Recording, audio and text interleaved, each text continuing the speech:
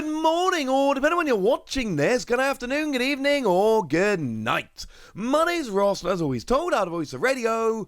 So today, we've got a weird new product, which has gone and been revealed, and I think we need to then ask the question, is this going to become something we see more and more and more? What we've got is the Tera Team Premium Collection, which is a pretty cool product that I could see being popular for a bunch of people, and I could also see a bunch of other people going, seriously, stop it now, what's the point? You really could go either way here.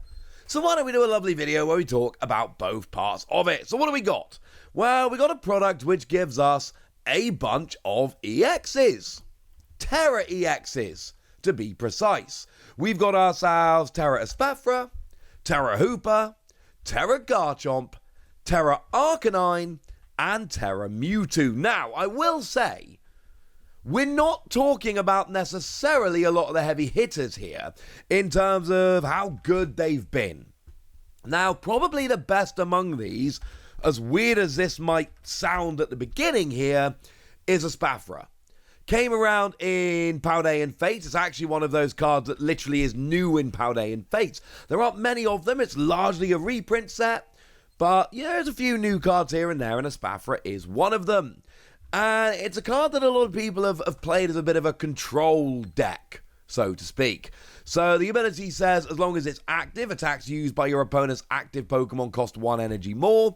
And then it's got an attack which combos quite nicely with it. Single energy, 30 damage, and then 30 more for each energy attached to both active Pokemon. So you can either pile a bunch of energy onto you and smash, or you can take advantage of Pokemon that have had a bunch of energy attached to them, or you can do some combination of the two. Decent enough card. And, you know, I commentate a bunch of events. I follow those events very closely. We get to see all the data. And every so often I'll be at an event and I'll be like, hang on a second. There's an Espafra doing quite well, but never seems to have the big finishes, but it's kind of interesting. Outside of that, the Garchomp is decent. Certainly the Garchomp, and I love the Garchomp, let's be perfectly clear. The Garchomp has got the attack, you know, Hydrolander, single energy, 160, and you get to attach 3 basic fighting from your discard pile to your bench Pokemon in any way you like. Although one of the issues with the Garchomp here is, not only have we got, you know, the Garchomp already, but we got the full art. And we got the gold. Oh, yeah, and actually we've got the special illustration rare, which is a stunning card, which I'm a huge fan of. And that's a little bit of a problem, because you look at this and you're just kind of like, well, sorry Garchomp, I'm sure you're lovely and all. We've just got better ways to do this. We don't need you anymore. Also, the special illustration rare is done by Kato, and I love me some Kato artwork, so there's another argument against it. The other one here, which has seen a little bit of play, and I got to mention it because I adore this, but Mewtwo EX is... It's not a particularly good card, but what it is a basic Tera Lightning Pokemon. So I've legitimately seen this see play. What some people have done is they've put this in Miraidon decks so that you can play Area Zero Under decks, because you need to have a Tera Lightning Pokemon or a Tera Pokemon in order to use Area Zero Under decks. But obviously if you play Miraidon, Miraidon searches out your Lightning Pokemon, so you're definitely going to want to play a Lightning Tera, hence why you play Mewtwo, basic Tera Lightning. And if you play that, then you can play Area Zero Under depths, and if you play Area Zero Under depths, then you can actually then have 8 bench Pokemon Ahsoka your opponent, and your Raikou Lightning Rondo becomes way better. It's a pretty absurd out there combination, but I've seen decks topping over in Japan using it, and I honestly kind of love that it's out there. Again, not actually arguing that this is a phenomenal card, but just letting you know that I have actually seen some people using it, and I kind of like that. It makes me a little bit happy. Outside, we got the Arcanine from Scarlet and Violet 1, which is honestly roundly terrible. Sorry about that, ladies and gentlemen, but it is. Was one of the first 2 Tera EXs, but still not particularly good.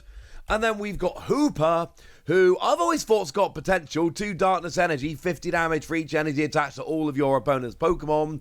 And I have seen that popping up in a couple deck lists here and there. Again, not claiming it's a great card by any stretch of the imagination, but it is at least kind of useful. My point is, I've just run through these 5 Tera EXs, right? And, we got a Spathra that's been a fringe deck, Garchomp that's been a fringe deck, Hoopa has been a tech in some decks, and Mewtwo which can be used in a rather amusing way, and then Arcanine that's absolutely terrible. And what you get in this box is those 5 cards and 9 packs. But you may have noticed as I was running through those cards and telling you about them, they're not new. They're not alternate art. They're not different foiling. They're not exclusive in any way, shape, or form. They are just straight reprints of cards we've already got. There's no jumbo here. There's no extra accessories or anything along those lines. There's nothing new here. It is 5 EXs, all of which can be pulled from packs and honestly are all pretty cheap to pick up on the secondary market. And then 9 packs. So it strikes me as a kind of product which, if you can pick this up as a bit of a bargain, if you can be picking this up as a Black Friday deal, for instance, where it's significantly cheaper and you're getting a bunch of packs and EXs for cheap, this is awesome. And certainly as a present for kids, this will be great, because they don't really care about alternate arts and all of that a lot of the time. From my experience with my little brother and sister going to school and all of that, and my kids now, they just want the shiny cool looking cards. They don't know that the Hoopa is a straight reprint of the Hoopa from Paradox Rift. They just go, ooh, shiny textured card.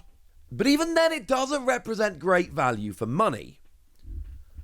And you might recognize this because it's the Tera Brawlers Premium Collection. Same product. Now, admittedly, different 5EXs and probably different pack selection, one would imagine, but it's basically the same. Now, I will say that one had Charizard in, which firstly, it's Charizard, everyone loves Charizard, and secondly, there is a strong argument to make that Charizard is the literal best of any EX that's been released.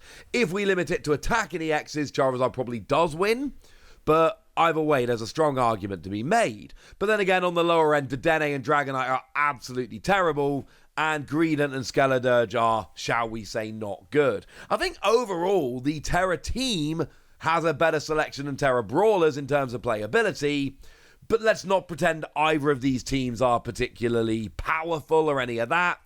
It's pretty weak EXs all around. But now there's 2 of them. And it's not even been that long. We've had 2 of these in fairly quick succession. Does this mean there's going to be more? And I think probably, yeah. I think there probably will end up being more. Now, one thing to point out here, the Tera Brawlers Premium Collection has only just come out a few weeks ago. So this would have been kind of in the works before Tera Brawlers came out. Maybe these 2 are the test. Maybe, essentially, this needs to sell well, and if this doesn't sell well, then that's essentially going to be it, and we're going to be done. That is possible. Absolutely possible. But it does seem like Pokemon, they're at least trying this. They're at least going to give it a go. They're at least going to sell these 2 and see how it works out. And if these sell well enough, you guarantee we're going to have more of these. Maybe there's already some more in the works.